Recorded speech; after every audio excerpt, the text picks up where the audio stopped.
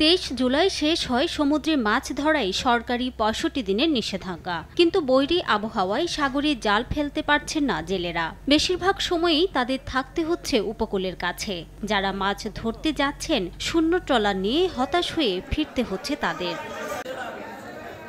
এদিকে সামুদ্রিক মাছ না থাকায় পটুয়াখালীর পাইকারি ও খুচরা বাজারে বেড়েছে সব ধরনের মাছের দাম। ১.৫ থেকে ২ গুণ বেশি দামে বিক্রি হচ্ছে দেশীয় ও চাষের মাছ।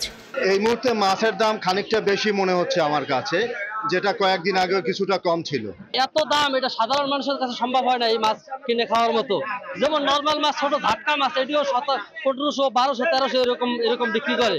আড়তগুলো প্রায় ইলিশ শূন্য।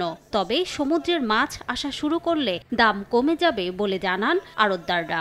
মাছ এখন আমদানি কম, এখন নির্ভরশীল ওই চাষের মাছের উপরে, এই জন্য দাম একটু বাড়তি হয়। মাছের আমদানি নাই, মাছ ধরা পড়ে না, এই জন্য মাছের দাম একটু বেশি। সাগরে জেলেরা গেলে আবার মাছের দাম আবার ক্রয় ক্ষমতার ভিতরে আসছে পড়বে।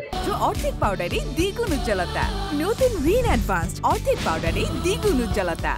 বাজারে নদীর ছোট ও মাঝারি আকারের ইলিশ থাকলেও দাম নাগালের বাইরে। নদীর ১ কেজি ওজনের ইলিশ বিক্রি হচ্ছে ১৫০০ থেকে ২০০০ টাকা দরে। সময় সংবাদ, পটুয়াখালী।